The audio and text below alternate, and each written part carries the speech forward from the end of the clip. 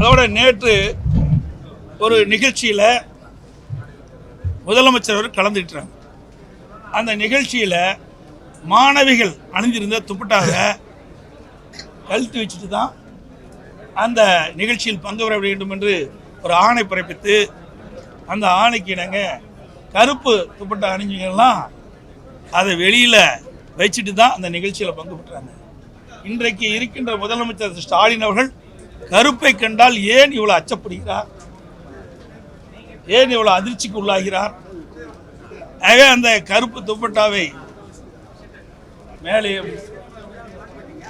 அணிந்து வந்தால் அந்த மாணவியை எடுத்து கருப்பு கொடியாக பயன்படுத்த அச்சம் ஏதோ இருப்பதை போல்தான் கருத வேண்டிய ஒரு சூழ்நிலை இருக்கிறது. அந்த அளவுக்கு முதலமைச்சர் அவர்கள் பயந்து போய் இருக்கின்றார். போதைப் பொருளை பற்றி சொல்லியிருக்கிறாங்க.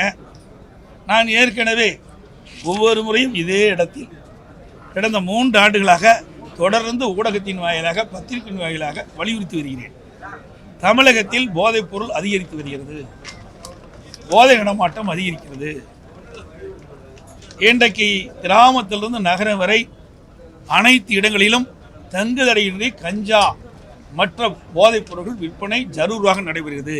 இதை இரும்பு கரம் கொண்டு அடக்க வேண்டும் என்று இன்றைய முதலமைச்சர் ஸ்டாலின் அவரிடம் பலமுறை வலியுறுத்துகின்றேன். இந்த விடியா திமுக அரசு எடுத்தும் கோரிக்கை வைத்திருக்கின்றேன். ஊடகத்தின் வாயிலாக, பத்திரிகையின் வாயிலாக, அறிக்கையின் வாயிலாக, ஏன் சட்டமன்றத்திலும் வலியுறுத்தி பேசுகின்றேன். இதை முறையாக நடவடிக்கை எடுக்கப்பட்டிருந்தால் இதை தடுத்து நிறுத்தியிருக்கலாம். ஆனால் அதையெல்லாம் பொருட்படுத்தாமல் இருக்கின்ற காரணத்தினாலே இன்றைக்கு தமிழகத்தில் போதைப் பொருள் நிறைந்த மாநிலமாக காட்சியளிக்கிறது. இன்றைக்கு முதலமைச்சர் தொலைக்காட்சியின் வாயிலாக குறிப்பிடுகிறார், போதையின் பாதையில் செல்லாதீர்கள் என்று. போதையின் பாதையில் செல்லாதீர்கள் என்று இதை நாங்கள் குறிப்பிடுகின்ற பொழுதே 3 ஆண்டுக்கு முன்பே இந்த அரசு எச்சரிக்கையுடன் செயல்பட்டிருந்தால் இன்றைக்கு இளைஞர்கள், மாணவர்கள் பாதிப்புக்குள்ளாயிருக்க மாட்டார்கள். இன்றைக்கு எல்லாமே போதைக்கு அடிமையாயிட்டாங்க. இப்படிப்பட்ட நிலையில் தான் இன்றைக்கு முதலமைச்சர் வேண்டுகோள் வைக்கிறார். ஒரு செயலற்ற அரசாங்கத்தை தான் இன்றைக்கு பார்க்கப்படுகிறது. அது மட்டுமல்ல, இந்த கஞ்சா போதையினால் இன்றைக்கு இளம் வயதினர்கள், இளைஞர்கள் கடுமையாக பாதிக்கிறாங்க. இந்த கஞ்சா போதையினால் தான் சிறுமிகள், பெண்கள், வயதான பாட்டி கூட பாலியல் வன்கொடுமைக்கு ஆளாக்கப்படுகிறது.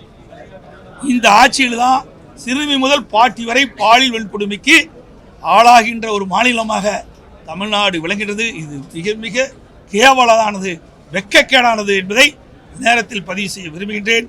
அது மட்டும் இல்லாமல் இந்த ஆட்சியை பொறுத்த வரைக்கும்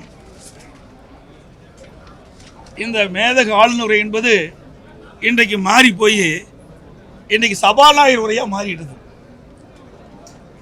இந்த உரையில் பார்ப்பதற்கு காற்றடித்த பலூன் போல் பெரிதாக உள்ளதை தவிர, பார்ப்பதற்கு காற்றடித்த பலூன் போல் பெரிதாக இருப்பதை தவிர உள்ளே எதுவும் இல்லை. ஆளுநர் உரை மாற்றப்பட்டு இன்றைய தினம் சபாநாயகர் உரையாக காட்சியளிக்கின்றது. இந்த உரையில் திமுக அரசின் சுய விளம்பரம் தேடிக்கொண்டிருப்பதை தவிர இதில் வேறு எதுவும் இல்லை. பாதகம் செய்பவரை கண்டால் நாம் பயம் கொள்ளலாகாது பாப்பா. மோதி மிதித்து விடு பாப்பா, அவர் முகத்தில் உமிழ்ந்து விடு பாப்பா. அண்மை செய்திகளை உடனுக்குடன் தெரிந்து கொள்ள இணைந்திருங்கள் எம் நாடு தொலைக்காட்சியுடன்.